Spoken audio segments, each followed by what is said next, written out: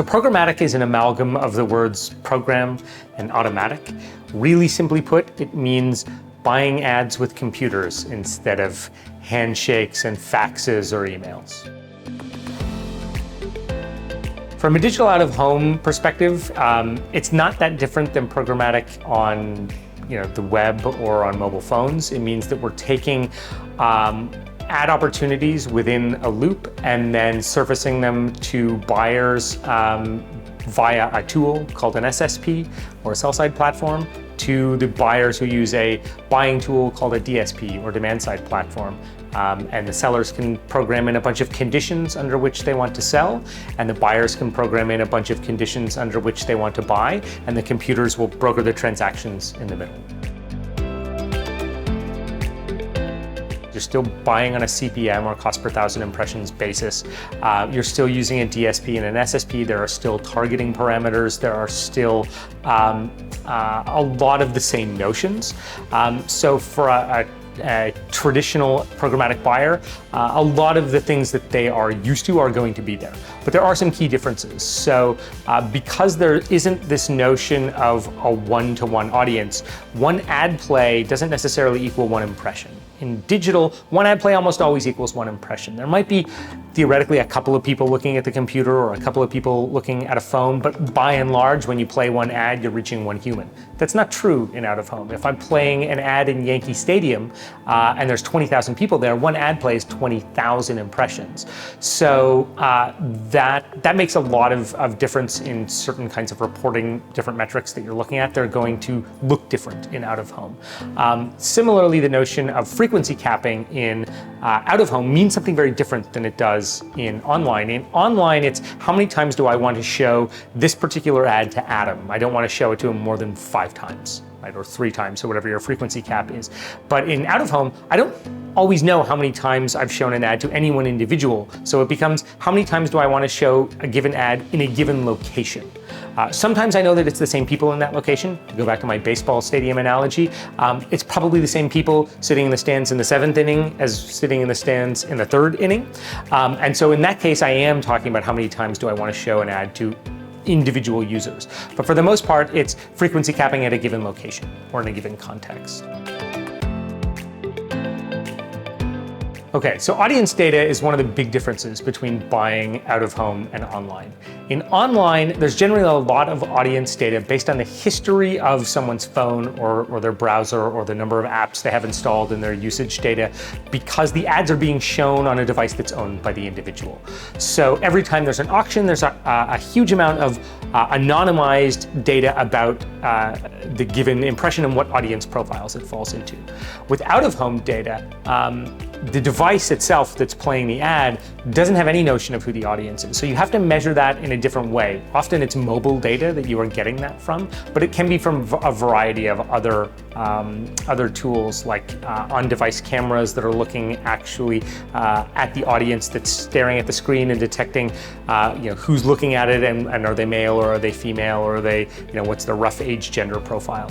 But it's not the same kind of audience data, and it doesn't have the same one-to-one precision that you find in online.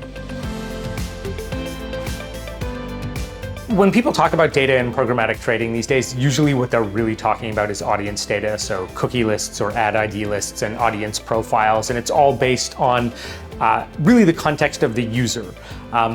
But it ignores a huge amount of the context of our lives. So we're corporeal beings, we walk around about town, and our physical context matters a lot to us and matters to our purchase decisions. So whether or not I am listed as a coffee drinker or a Starbucks aficionado, if I'm getting off a commuter train and that commuter train is super late, or the line at Starbucks is incredibly long, that physical context that has nothing to do with my past internet history might be the most important thing to determine where I should go to get coffee or where I should go to get refreshments. So there's this huge richness of external physical contextual data that might be arguably more important for targeting than traditional programmatic audience data. There's a lot of confusion about what programmatic means. In actual fact, it's a pretty big tent. There's a lot of different ways to buy. We like to think of it like an auction house. So the easiest thing most people think of when they think of programmatic is this idea of an open auction. So it's a big digital room. All kinds of buyers come in willing to bid. A seller, media owner brings in their inventory and says, hey, I'm auctioning this off. The bidding starts at $10 CPM. Do I hear $10? And in an instant, dozens or hundreds or thousands of advertisers look at that impression and decide whether or not they want to bid. That is one way to sell, but it's not the only way. Much like an auction house, there's that big auction hall, but there are also smaller private rooms where you can decide, if I have a buyer, a premium buyer, or someone who I have a long relationship with, I can strike a deal with them to say, look, you go wait in room 102 and I'll bring specific pieces of inventory that are of interest to you into that room, and you can then decide whether or not to bid. This is the notion of a private deal or a private marketplace that might have one buyer in it, or it might have many buyers in it.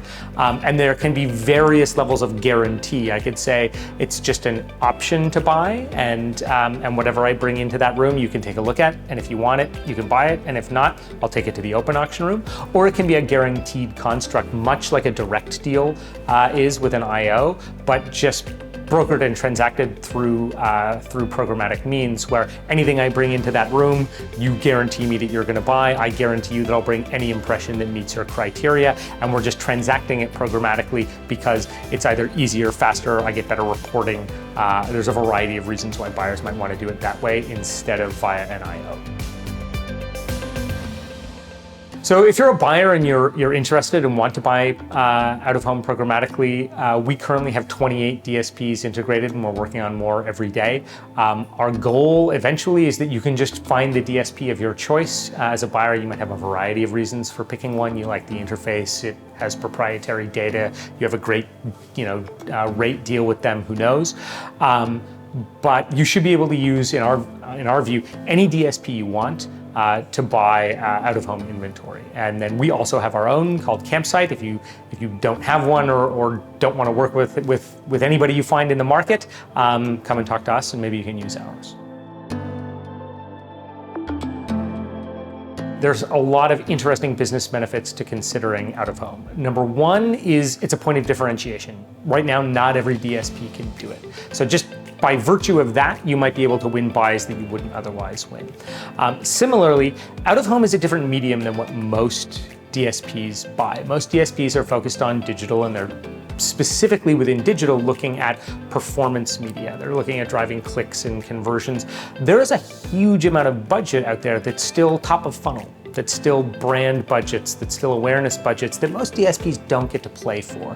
Partly because it's not their strong suit, partly because it's not what they've decided to go after, but in a huge part it's because they don't have the inventory to be able to go after those budgets. And I think out-of-home allows for an incredible opportunity for DSPs to start walking up the funnel and bringing the value that they were so great at bringing to direct marketers to top of funnel marketers. The accountability, the targeting, consolidated reporting and billing, all of the standard benefits that a DSP brings can be brought to top of the funnel budgets. It all depends on what kind of conditions you want. It's more flexible, first and foremost. So there is notionally nothing that you can't do in a direct buy that you can do in out-of-home. The question is just the speed. If I have a million conditions that I need met on the sell side and a million conditions that need to be met on the buy side, that would take humans potentially weeks or months to analyze and then determine, okay, should we actually play this ad right now? At which time the opportunity may have passed in time. Whereas a computer can crunch through all of those in a matter of milliseconds and say, okay, yes, we're gonna sell this ad, or yes, we're gonna buy this ad. A lot of people worry that programmatic will be the end of direct sales in digital out-of-home. That wasn't the case in online with programmatic, and it won't be the case in out-of-home. If anything, programmatic offers direct salespeople entirely new constructs that they can sell. Historically, when you're selling inventory in a direct manner, it's a fixed slot that you're selling. I will allow you to run this ad on Wednesdays between noon and 1, 2 times an hour or 5 times a minute, or whatever your frequency is between, you know, date A and date B. And you're going to have to run those ads at that time. One of the very cool things that programmatic allows you to sell as a direct seller is the idea of an option to say, I will give you, instead of having your ads between 12 and 1 at this location between date A and date B, I'll give you the option to bid on those ads between those dates. And you can determine as an advertiser whether or not you want them based on outside data signals that I might not have any access to, based on like whether your restaurant has you know, the right menu items in stock, or whether your competition is on sale that day. You might have to pay more for that option, but you don't get locked into having to run an ad that day. So if you're a buyer and you're on the fence and you don't know where to start and you need some advice, I would say talk to your DSP or DSPs. A lot of them are getting into this space. They're looking for buyers to experiment with. I would carve out some of your budget to give it a try. Go into it understanding that it's going to look different than your traditional programmatic buy. This is not going to be your standard direct response display or video buy on the internet. It's a new medium, it has new affordances, and it can deliver things that those media can't. It can deliver reach and impact that you can't get in other ways.